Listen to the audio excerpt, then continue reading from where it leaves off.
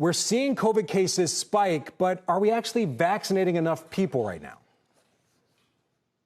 Oh, I absolutely think that we're vaccinating as many people as we possibly can, about 2.5 to 3 million a day. But this, as you pointed out, is very much a race against time. What's clear is that those who are getting vaccinated across the country, for example, older residents living in congregate facilities, their rates of hospitalization, Frank, have dramatically declined, meaning vaccination works. The purpose of vaccination is to keep you out of the hospital and to save your life. And all these vaccines that have been approved in the U.S. do so at a tune of 100%. But to your point, we're not going to reach 75 to 80% vaccine uptake until potentially the end of June. That's when we expect hospitalizations, hopefully, to trend towards zero in most zip codes across the country. That's what normalcy looks like.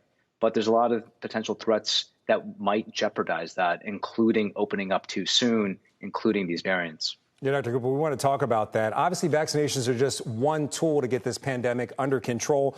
We're seeing more and more states lift their restrictions. Are we potentially risking another surge with these lockdowns lifting so soon? I think we absolutely are. To me, it just doesn't it's not good public policy what the governors of Arizona, Florida, and Texas are doing. It just doesn't make sense from a scientific standpoint. I understand their desire for normalcy. We all share that. But there is a deep concern here, especially in these populous states with generally older populations living in these states, that variants are already taking root there. They can change even more, Frank. And that's the concern. Are we going to give rise to a variant that might escape any type of immunity that the vaccine will impart? That is the big concern here. And yes, we're concerned about a surge, potentially a surge in a few weeks because of spring break and other activities recently. So, Dr. Gupta, as vaccinations have gone up, testing, it's dropped dramatically. Are you concerned about that? And what does that really mean for our ability to fight this pandemic? What you're going to see, Frank, is a move away from looking at case counts specifically to define the state of the pandemic. We're going to be relying a lot more on hospitalizations and death rates because, to your point, people are wanting to get vaccinated. They don't want to get tested. So I don't really know the value of looking at case rates day over day from here on out as we ramp up vaccines. We really want to key in on hospitalizations. And once we reach below a certain threshold of hospitalizations in every zip code, that's when we'll know that our hospital systems are not stretched. And that's when we'll know we'll be able to safely reopen, not necessarily looking at case rates. So, Dr. Gupta, in recent weeks, we've seen those massive spring break crowds, a lot of people not really wearing their face coverings. What impact do you think those crowds are going to have all around the country? A lot of those people obviously will go back to where they're living or going to school. And are we doing enough, or are we doing really anything to get young people to get a vaccine and incentivizing them to go ahead and do so?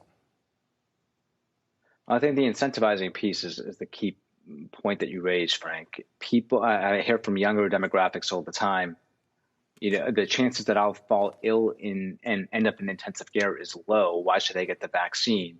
And especially because there's a lot of confusion here about the vaccine's effectiveness. So we need to reach people. We need to reach people where they're at and make this real through storytelling, leaning in on those strategies. Because you're right, a lot of younger people just don't see the need. They feel invincible. Are we doing enough? Well, come May 1st, if you want a shot, you'll get a shot wherever you live in the country, or at least it'll be available to you. Hopefully by the middle of June, we'll have it in everybody's arms who want it. But yes, there's going to take some time here. That's why we really need governors to stay vigilant, to preach vigilance, to have consistent public policy across all 50 states for the next few months until everybody gets a vaccine. That's going to be the key piece here. Otherwise, we may not have normalcy come July 4th. Shepard Smith here. Thanks for watching CNBC on YouTube.